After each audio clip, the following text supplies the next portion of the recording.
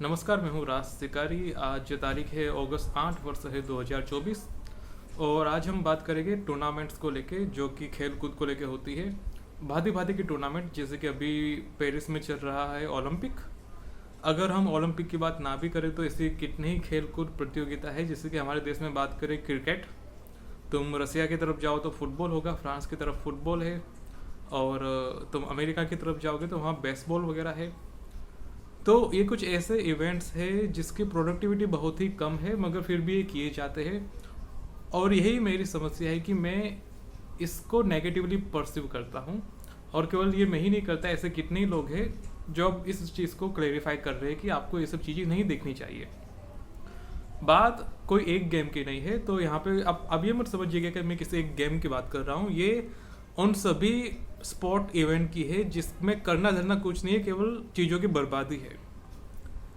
चीज़ों की बर्बादी होती है और अगर हम इन चीज़ों को सही से यूज़ करें तो इससे हमारे देश का बहुत भला हो सकता है। क्योंकि ये जो ट्रॉफीज है, ये जो इवेंट्स है, इसकी लागत इतनी ज़्यादा है कि इस लागत को निकालने में या इससे फ़ायदा निकालने में ओवरऑल उसका नेगेटिव ही इफेक्ट होता है। आपको उससे कोई फ़ायदा नहीं होता। अगर मैं बात करूँ, अभी पेरिस में ओलंपिक चल रहा है, तो पेरिस की जो फ्रांस की जो सरकार है वो उस ओलंपिक इवेंट को हैंडल नहीं कर पा रही है। एग्जाम्पल के रूप से वहाँ पे जो पुलिस गार्ड चाहिए, तो पेरिस की सरकार ने, फ्रांस की सरकार ने सभी देशों से ये रिक्वेस्ट की है कि आप अपने वहाँ से एक एक ग्रुप पुलिस का भेजिए। जितने भी बाकी उनके अलाइ देश है, अमेरिका हो गया, अजरबैजान हो गया, तुर्कमेनिस्तान, इन सब देशों से एक एक पुलिस की बटालियन या फिर जो भी कहो सिक्योरिटी पर्सन वहाँ पे गए हैं। यानी कि फ्रांस के पास इतनी पुलिस नहीं है कि वो ओलंपिक को हैंडल कर सके। ये तो केवल एक प्रोस्पेक्ट हो गया, मगर ऐसे कितने ही प्रोस्पेक्ट है। अगर तुम जाके देखो कि ह्यूमन रिसोर्स कितना बड़े लेवल पे मिसमैनेज हो रहा है, यहाँ पे पैसे की बहुत बर्बादी हो रही है, इसमें कोई डाउट नहीं है। मगर इसका प्रोडक्टिव आउटकम क्या है? हाँ, इससे बहुत सारे लोगों को रोजगार मिलते हैं, मगर हमें देखना पड़ेगा कि वो रोजगार किस लेवल पे है और वो रोजगार किस लेवल पे पहुंचते हैं। क्योंकि मैं हमेशा कहता हूँ कि इकोनॉमी में हमेशा कुछ ब्लैक होल होते हैं। ब्लैक होल क्या होते हैं? ब्लैक होल वो होते हैं जो पैसा चूसते हैं। अगर तुम नौकरी करने जाओगे तो तुम्हें ज़्यादा से ज़्यादा हो सकता है 20-25 हज़ार की नौकरी मिले।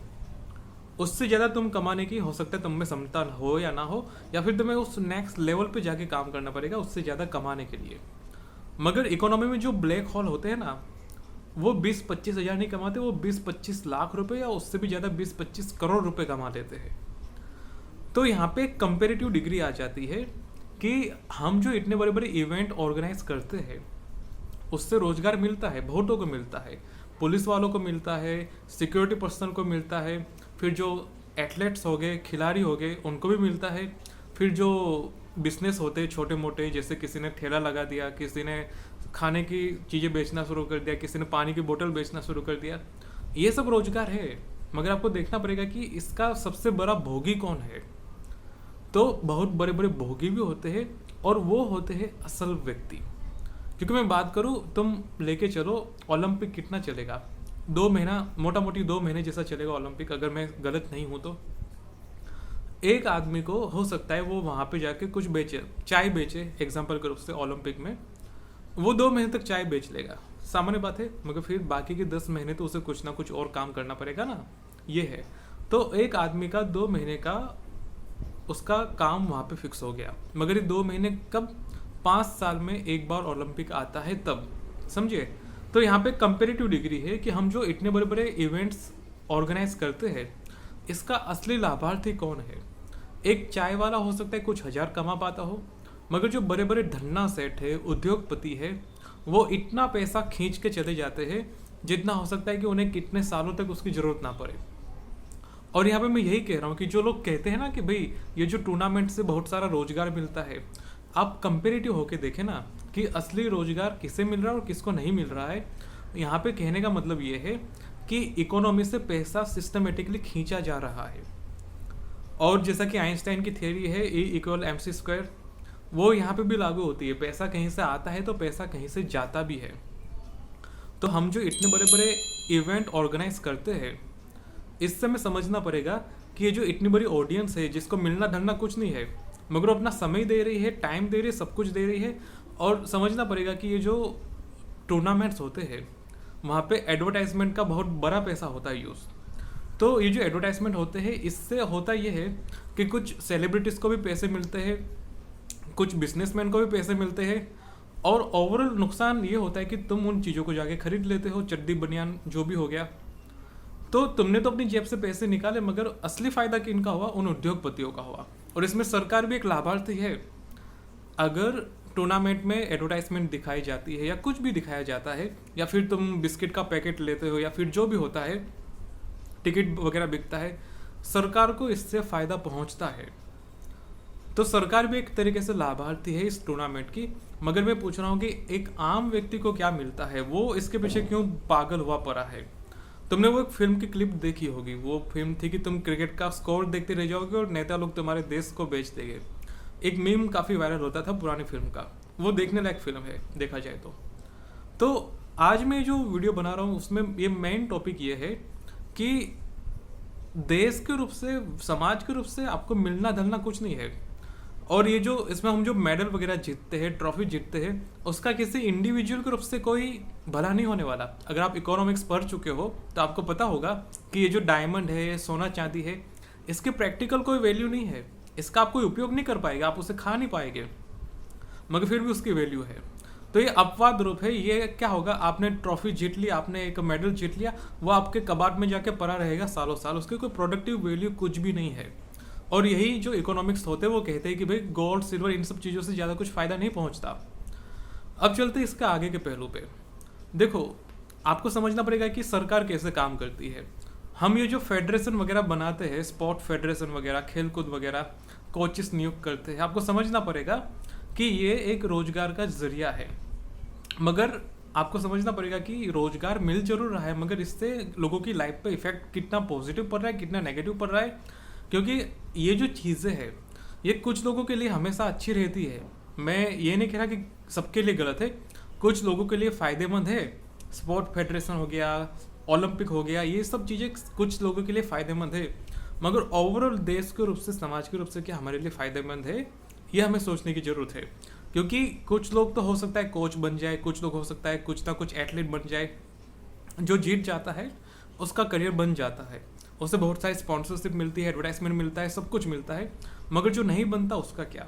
तो यहाँ पे समझना पड़ेगा कि जो लड़के लड़कियाँ बाहर लाइन लगा के खड़े हैं, उनके करियर का क्या होगा, उनके जीवन का क्या होगा। तो मैं यहाँ पे यही कहता हूँ कि हमने एक ऐसी अंधी दौड़ शुरू करके रखी है। तुम सोच के देखो, अगर अल्बर्ट आइंस्टाइन अगर लाइन लगा के खड़ा होता क्रिकेटर बनने के लिए, क्या होता? निकोला टेस्ला अगर लाइन में लगा होता, क्या होता? थॉमस एडिसन वगैरह, ये सब लोग अगर सरकारी नौकरी की लाइन में लगे होते तो क्या होता? मैं यही कह रहा हूँ कि जिनके लिए अच्छा है वो करे, कोई बात नहीं, मगर जिनके लिए अच्छा नहीं है, हम उन्हें भी एक नकली आशा दे देते हैं कि बेटा तुम क्रिकेटर बन जाओ, तुम्हारा करियर बन जाएगा। क्रिकेटर है कितने हमारे देश में, तुम मुझे बताओ ना। 140 करोड़ के देश में कितने लोग क्रिकेटर है, कितने लोग खेल पाते हैं?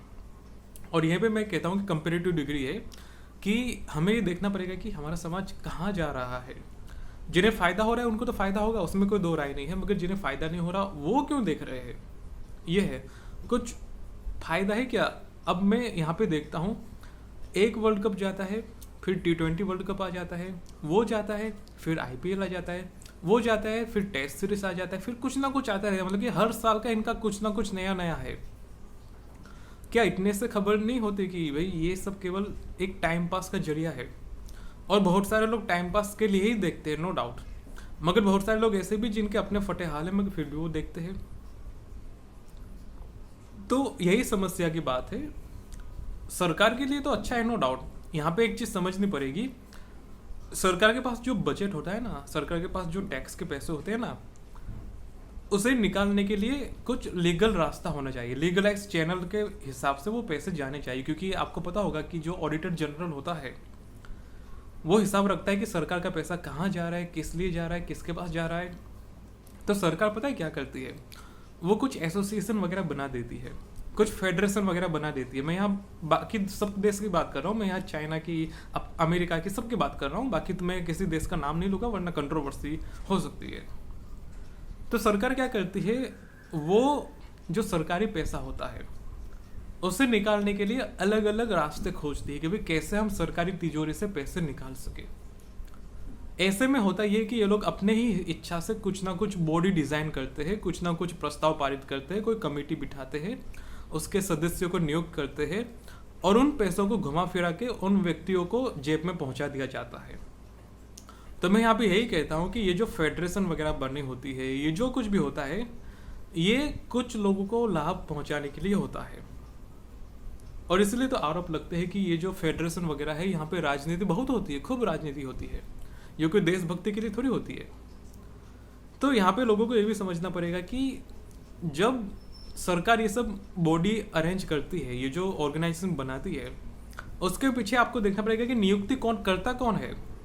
क्या ये जो नियुक्ति होती है, क्या वो कंपटीशन से होती है, क्या वो एलिजिबिलिटी से होती है,